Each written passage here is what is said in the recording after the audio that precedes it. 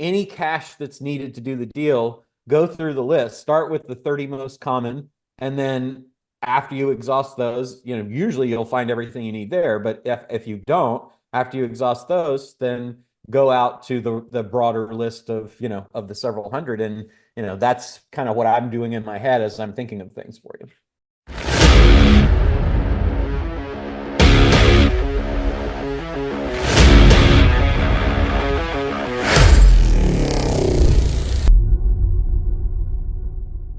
So Let's hear it. last week I talked to you guys about a med spa and how to put the deal stack together. And guess what? She liked it. So, Nice. um, so Wait a minute. You're not telling me that what we suggested worked, are you? yeah. There was one hiccup. It was bound to happen.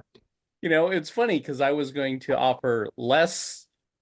I was going to offer 400,000 in seller financing. You said, go with five. So just to get, I don't know if you recap, it's a med spa that does $1 million in revenue, about 225 in EBITDA, and you suggested offering 200K on a DDP, 500,000 on seller financing, another 200 earnout.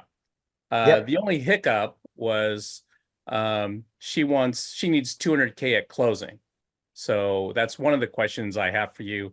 Also, Well, that was the DDP, right? Was designed to take care of that. yeah. And one of the things we talked about maybe getting integrator equity to raise 100K prior to closing.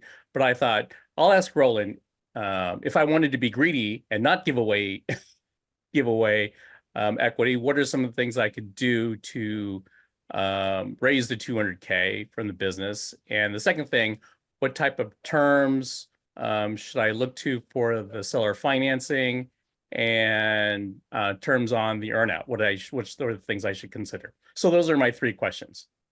Okay, well, let's hit them one by one. So that everybody is up to speed. Let's ask the three specific questions. What's the first one? First one is she needs 200K at closing. If I don't want to use integrator equity, what other ways could I raise 200K before closing from the business? Is that possible? Yeah. So a few things. One would be, are there any suppliers that we could talk to? Yes. Okay. Yes. So I would get a list of those suppliers and then start reaching out to them, tell them, what you're planning on doing and that you would like to continue working with them and see what kind of deal you can cut on that. Then in terms of, have you looked at revenue-based financing lenders? I haven't looked at them yet, Okay. but That would be another. If you just need it, like if you see a way to make it back, there are hard money lenders that, that loan on that. And you could also go to a company like Bu Pos, that would be another one. Those guys do deals like that to finance specifically for acquisitions. The other places that you might look would be, do they have credit card reserves or security deposits that are potentially get backable, or any other cash that has been put out for anything? Are there any assets that could be sold off? Would be another. And even if it's assets that you're using, they could be sold off and leased back. So I would look at that. I just go through that full list. Like I look at any cash that's needed to do the deal, go through the list, start with the 30 most common, and then after you exhaust those, usually you'll find everything you need there. But if you don't, after you exhaust those, then go out to the broader list of, of the several hundred. And, that's kind of what I'm doing in my head as I'm thinking of things for you. okay. Now for Oh, the other one, which Deanna recently used that we like is, can you run a program within the business to capture pent up demand? So is there an offer that you could create that you could run in the business, like pre-sales or something like that? That would be a good place to look as well. And then sponsors are always a great place too. Is there somebody else that either would like access to the audience for a fixed period of time in exchange for a fixed fee, or are there 4 people that might want it for 50 each, or 10 people that want it for 20? And if you can, then you could sell those sponsorships. I like sponsorships better than investors because investors are forever, sponsors are for a fixed period of time. They can also be great strategic partners. And then the other thing would be, is there some sort of promo or something like that that you could run that, or a pre-sale that you could make to, or a bulk sale that you could make to any of the existing clients. I know Deanna did it in an accounting business that we acquired part of and generated $600,000 in, a week or so. So that was pretty recent. So those are all things like that. That can I run a quick program like a 4-day cash machine or something like that to the existing list is a really good way to generate when you just need a little bit of money like you're talking about here. Okay. Well, great. That's a good list. Second question is, we agreed that for the seller financing, it would be 500,000 for 5 years. The broker suggested 8%. I said, okay, let me discuss it with my partners. And that's what I'm doing. What terms, that other type of terms that we could offer? Okay, so say that again now. What was the offer in the response? That she's okay with $500,000 in seller financing over 5 years. Mhm. The broker asked what interest rate, and didn't say anything. He said, okay, just for the sake of argument, let's say 8%, I just say fully I'm giving you amortized. your price. The interest rate is built in. Okay. I guess what I'm asking is, can we, if they come back with an interest rate and say, okay, well, we want interest rate on our money. Can we make it interest only? What are it for a couple of years, or what are your, just Well, bouncing off so ideas? remember what we prefer is we prefer a balloon with interest only. That's our number one choice. We'd love to pay you $500,000 at the end of 10 years. We'll pay you interest, and I'd probably go down on that. I'd argue 8 is high.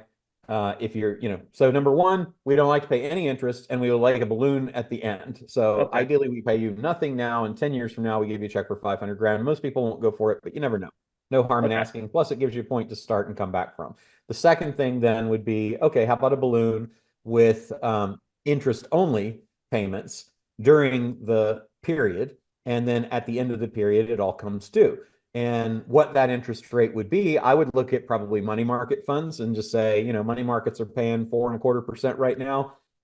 So I'll pay you 4.25% interest only during that period of time for that, for the 10 years, and then the balloon at that. And then they say, no, we need 8. And you can say, well, that's way higher than what you would get anywhere else. I'll do 6.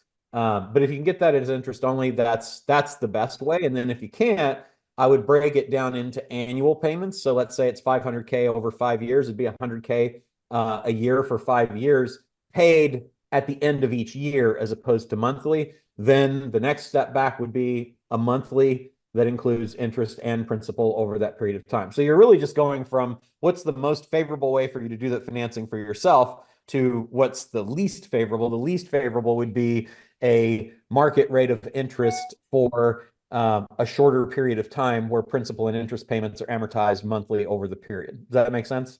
Yeah. You want to avoid like a residential home type of financing arrangement. Yeah, I mean, just because the cash is everything in the business. So the cash gives you something to work with. And the truth is that she's not going to get that anyplace else. Her best bet is that she's going to get a money market rate of interest. And so that's, to me, I would never offer more than that, because I just say, look, if you had the cash today and put it in a money market, this is what you would get. So, I'll give you that, and you get to sell your business for the price that you want. If you want more cash, law of price and terms says that I'm going to pay less for it. Okay. Oh, I should also counter it back that I did offer a cash price for 400K, and she wouldn't go for that. So she was considering 6. So, Okay. Yeah. And the last is the earnout. I guess, what should I base the earnout on for the last 200K? I said it would be done in 2 years. Okay. So the earnout would be contingent upon the business continuing to ideally operate at the level of profits that it has operated at so far to date. Okay. Okay. All right. That's fine. That's what I thought, but I just wanted to run it past you. Great. Yeah. Okay. Thanks, That's Michael. That get your questions answered? 3 for 3. 3 for 3. All right. Cool. You feel good about it? Yeah. Yeah. All right.